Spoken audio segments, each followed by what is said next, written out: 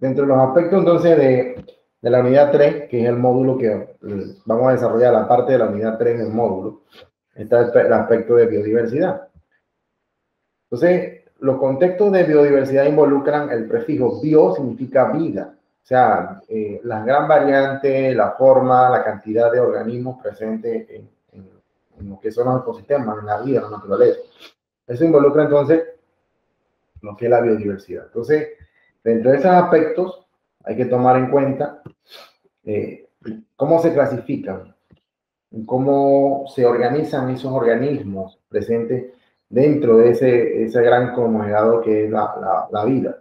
Entonces, cada especie tiene un nombre único, constituido por dos elementos.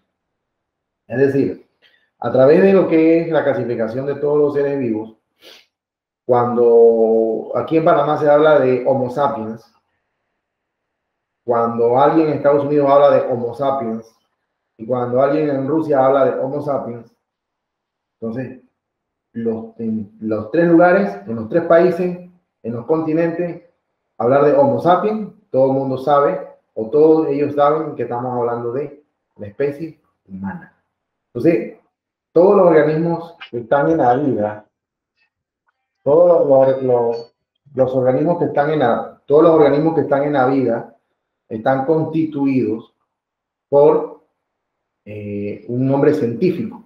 Entonces, ese nombre científico involucra entonces que tiene dos elementos. Esos dos elementos son entonces el género y la especie. Entonces, la clasificación se originó como una jerarquía de categorías.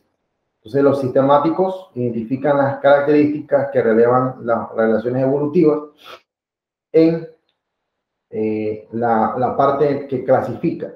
Entonces, la sistemática es la ciencia que estudia y la reconstrucción es la filogenia, o sea, la historia evolutiva de los organismos basado en aspectos aspectos filogenéticos. Entonces, dentro de esas clasificaciones está lo que es el dominio, el reino, filo, clase, orden, familia, género y especie. Cada una tiene una forma diferente de clasificación. Entonces, en la clase anterior explicábamos de que dentro de esa clasificación está el dominio. ¿Qué viene siendo el dominio? Viene siendo la forma en la cual los organismos se clasifican en base a estructuras en específico. En este caso, células. Si las células están organizadas de forma en la cual su estructura nuclear involucra una organización en la cual hay cromosomas y están organizados a nivel nuclear. Entonces, esos son estructuras para clasificarlos. Entonces, existe el dominio. El reino son estructuras un poco más específicas, un poco más, digamos, englobadas en el aspecto de conocer si esa organización involucra presencia de ciertas organelas y demás. Entonces, automáticamente está el dominio, reino, filo, clase, orden, familia, género y especie. En el caso del dominio, la especie humana pertenece al dominio Eukarya, al reino Animalia, filo Chordata, clase Mammalia, orden Primate, familia Hominidae, género Homo, especie Sapiens. Esa es la clasificación de las características que pertenecemos nosotros como especie. Si nos vamos a, por ejemplo, los chimpancés, igual que nosotros, pertenecen al mismo dominio. ¿Por qué? Porque tienen igual característica estructural en las células. Pertenecemos al mismo reino Animalia, sencillamente porque tenemos estructuras que, igual que los chimpancés, igual que ciertos organismos, tenemos y compartimos metabólicamente. El filum chordata, sencillamente es porque la organización a nivel embrionario, el desarrollo embrionario, el desarrollo a nivel de las primeras etapas de vida, son similares. Afuera de eso, que a nivel de las estructuras de columna vertebral, hay una parte que se llama notocordio, el cual comparten en común la especie humana, los chimpancés, los lobos y ciertos organismos y otros organismos. La clase Mammalia pertenecemos igual que los chimpancés y el lobo a la misma clase Mammalia, sencillamente porque a nivel de alimentación, por ejemplo, basándose en ese aspecto, hay presencia de glándulas mamarias, las cuales permiten, pues, amamantar o darle nutrimento en los primeros estadios de vida a los nuevos individuos a través de las glándulas mamarias. Orden El orden aquí sí varía. Si notamos, la especie humana es orden primate, igual que en chimpancé, pero en los lobos es orden carnívoro. Sencillamente tiene que ver mucho con la parte de la organización craneal y afuera de eso la estructura de las mandíbulas y la alimentación y demás. Familia homínide, la chimpancé es ponquínide y la cánide. Bueno, aquí las variantes involucran de la familia debido a la forma morfológica de ciertas estructuras del cuerpo, las cuales ahí sí van variando. Entonces, los homínides tienen que ver mucho con la forma en que caminan, la postura de los dedos, la forma de erguimiento de la columna vertebral y demás. Y el género, entonces, es Homo, especie humana, el chimpancé es Pan, y los lobos son Canis. Entonces, ahí van a hacer la variación en base a la estructura genética o las variaciones a nivel del género. Y las especies son Sapiens, Troglottides y Lupus. Entonces, es Canis lupus, Pan glottides y Homo sapiens. Entonces, estas son las formas de clasificación de todos los seres vivos. Todos los seres vivos a nivel de la biodiversidad están clasificados en base a esta estructura. Si usted coloca, por ejemplo, clasificación taxonómica de los gatos, pues va a aparecer igual: dominio Eucaria, dominio Animalia, filo Chordata, clase Mammalia, orden primate, pero ahí en el orden ya no es carnívoro, sino felínide, porque es un gato. La familia entonces Felidae, y entonces el nombre científico que le va a aparecer. Entonces, todo esto involucra una clasificación. Igual que las plantas, igual que los insectos. Si hablamos de insectos, esta, por ejemplo, la Drosophila melanogaster, que es la mosca de la fruta, esa mosca que medio amarillenta, chiquitita, que normalmente se pega donde hay frutas maduras, como el guineo o naranja. Esas mosquitas se llaman Drosophila melanogaster. Pero miren la característica de ellas. Igual que nosotros, igual que humanos, chimpancés y lobos, pertenecemos al mismo dominio, Eucaria. Y es porque el arreglo celular de sus células, en el núcleo hay una estructura que condensa ese ADN. Entonces se llama núcleo. Entonces, ambos especímenes, humanos, chimpancé, lobo y mosca de la fruta, al igual que en plantas, somos eucariotas porque tenemos esa estructura. Sin embargo, basándonos en la estructura de los reinos, el humano, chimpancé, lobo y la mosca de la fruta pertenecemos al mismo reino, somos animales. Sin embargo, ya entonces acá en lo que es las plantas, ahí cambia debido a que su estructura celular, las células eucariotas, se clasifican en dos grandes grupos. La parte de las plantas y animales. Las plantas realizan fotosíntesis, tienen otras estructuras organelas que no tienen o no están presentes en las células animales. Entonces, de ahí viene la forma del reino. El filum, entonces ya acá en la mosca es artrópoda, sencillamente porque no está esa estructura en común que está en humanos, ni chimpancés, ni en lobos, que nos hace pertenecer al grupo de los cordados, sino que entonces en la parte de los artrópodos está ausente. Entonces ahí cambia. La clase mamalia, pues ya no va a ser clase mamalia, sino clase insecta, sencillamente porque no están esas estructuras. Ya la clasificación en el verso de la clase involucra una serie de secuencias en las cuales hay presencia de primeros estadios a nivel de huevo, larva, pupa y demás. Entonces ya ahí cambia. Orden díptera es porque la mosca de la fruta pertenece a ese orden debido al arreglo de sus alas y ciertas características morfológicas específicas de los dípteros. Y familia, pues Drosophilidae, pues ya entonces van a haber diferentes tipos de familias. Entonces, algo que sí debemos de ver es que la mayoría de las familias terminan en un prefijo que es idae. Hominidae, Ponquinidae, Canidae, Drosophilidae, el idae. Siempre entonces se cumple en ese aspecto de que la mayoría pues tienen ese prefijo de la familia para la forma de identificar. Eso en base a la clasificación de los seres vivos. Todos los seres vivos que están en el planeta, desde que tienen vida, tienen este tipo de clasificación: dominio, reino, filium, clase, orden, familia, género y especie. Tanto bacterias como virus, protistas, protozoarios, animales, plantas, tenemos esta clasificación taxonómica en base a nuestras características filogenéticas, en base a nuestras características morfológicas y demás. Entonces, el nombre científico de un organismo, en el caso de nosotros, es Homo sapiens. Entonces, hay unas reglas que a nivel mundial, esas reglas se tienen que seguir. En todos los países del mundo, estas reglas se mantienen, porque se utiliza un idioma general científico, y ese idioma tiene como base el latín. Entonces, hay reglas que todo documento científico, toda nomenclatura científica debe seguir a nivel mundial. El nombre científico de un organismo se forma a partir del género y la especie. Entonces, aquí, por ejemplo, tenemos a los azulejos, Cialia. Entonces, existen tres tipos de azulejos: Cialia cialis, Cialia mexicana y Cialia curriculus. Entonces, como ven, siempre el género, Cialia, va en mayúscula la primera letra y la especie va en minúscula. Si estamos escribiéndolo en letra, en la computadora, debe ser en cursiva. Si lo vamos a escribir a mano, entonces se debe escribir y se debe subrayar. Entonces, estas son las especies de los cianios, de los azulejos, los diferentes tipos. Cada nombre científico que está compuesto de elementos, ya le mencionamos, debe ir subrayado o en cursiva. La primera letra debe ser en mayúscula y la segunda letra entonces debe ser todo en minúscula. El nombre de la especie siempre ya va acompañado de un nombre de su género.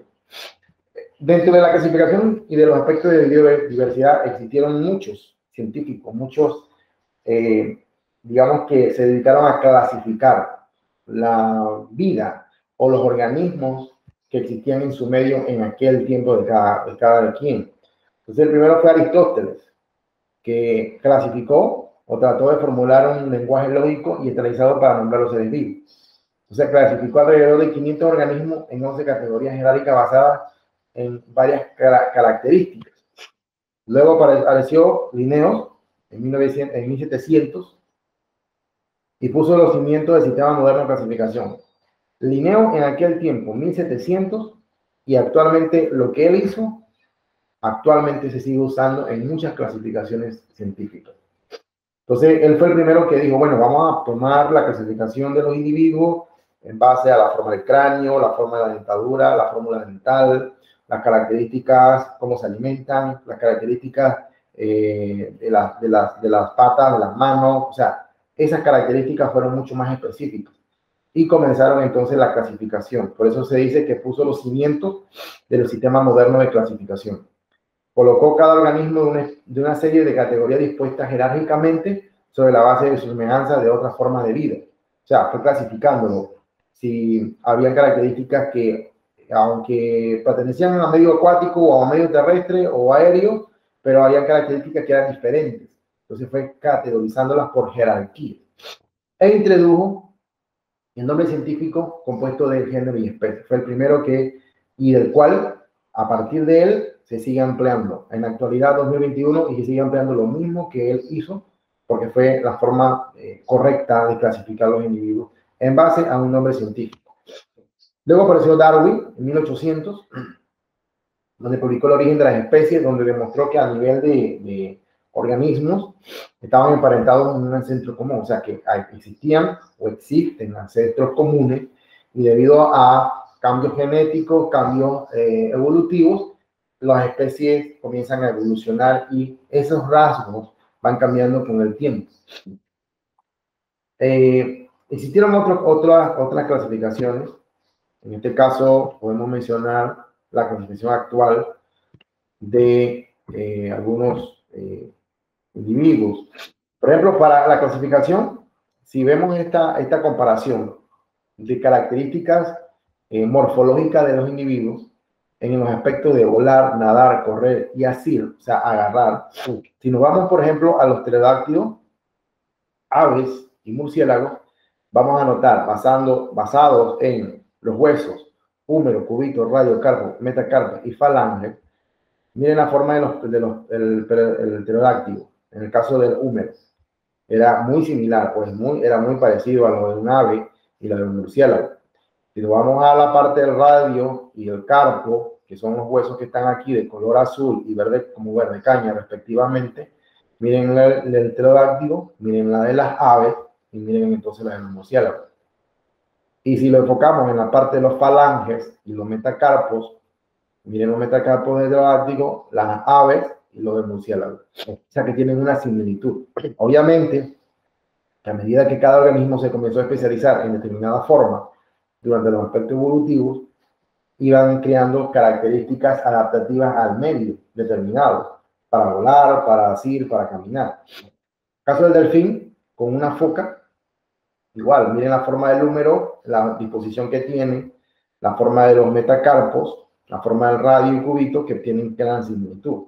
Si hablamos de la de correr, en el caso de una oveja y un perro, miren la forma del húmero, la forma de los metacarpos y el radio y cúbito. Son de los falanges, son parecidas. Y la forma del húmero en la parte del humano, con la musaraña, ¿verdad? Que son mamíferos, lo observen aquí, son parecidas. O sea que evolutivamente los individuos presentan características similares. El detalle es que a medida que cada individuo en el aspecto evolutivo comenzó a adaptarse a una determinada actividad y que la influencia de ciertas condiciones climatológicas más aspectos evolutivos, entonces creaban las condiciones para que las especies se fueran adaptando. Similitudes anatómicas. Bueno, lo que acabamos de comparar aquí son similitudes anatómicas entre el parámetro volar, nadar, correr, así, entre diferentes tipos de organismos, de animales específicamente. Los sistemas para utilizar, los sistemáticos utilizan el microscopio para discernir detalles más finos. Ya si uno desea pues un estudio más detallado sobre ciertas características, nos podemos ir a la parte citológica, a la parte del nivel embrionario, y entonces encontraríamos detalles como estos a nivel de microorganismos, en la cual pues se puede detallar cómo es la forma, algunas estructuras para locomoción, para alimentación, la parte de la alimentación y demás. Entonces ahí tendríamos que entonces ya detalladamente otras estructuras. Las similitudes moleculares, basadas en los aspectos de la genética en la actualidad, se le conoce como filogenia, o la parte de la filogenética, en la cual se toman muestras de ADN y se comienzan a comparar con una base de datos, y se comienzan a clasificar si los organismos pertenecen a determinadas jerarquías basadas en las actividades genéticas. En un momentito.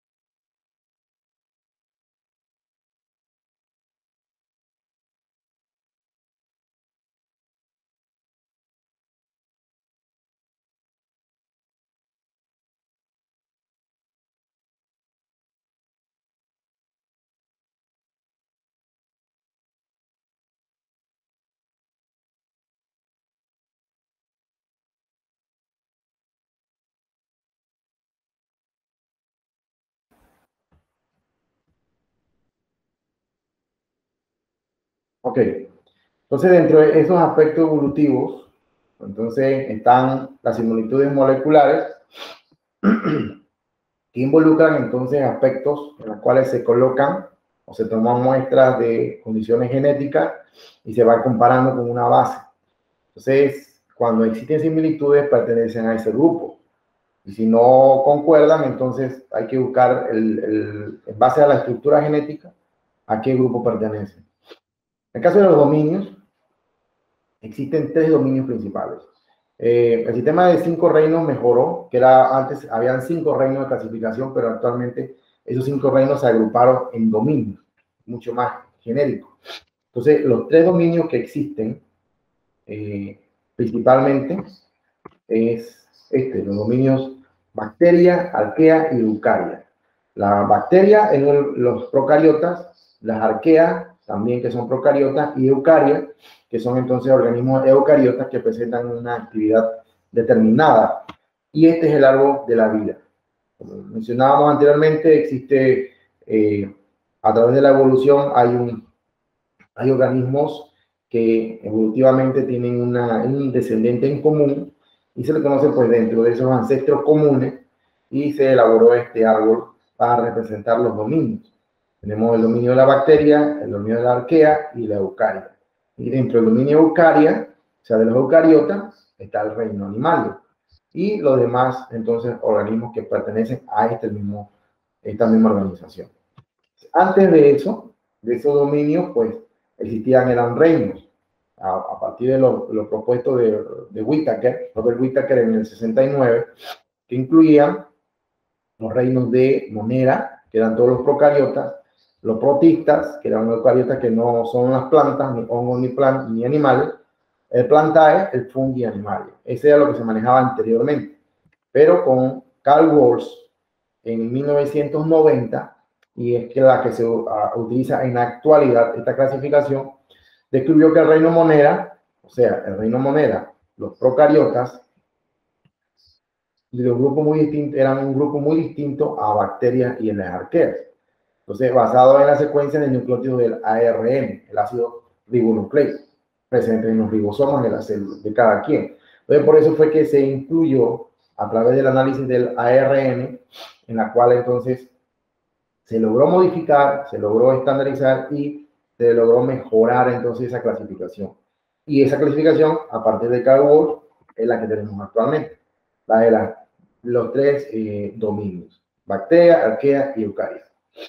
Entonces, esas clasificaciones involucran entonces que los organismos, entonces, por ejemplo, los protistas, las plantas, fungi y animalia, entonces estos organismos tienen cualidades.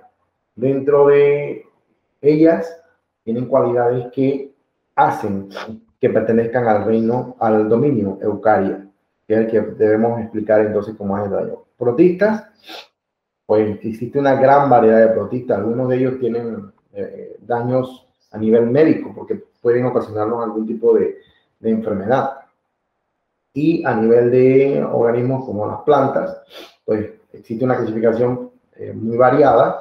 El fungi, que viene siendo la parte de los hongos, y pues el reino animalia, pues que existe también una clasificación del cual nosotros como especie humana pertenecemos.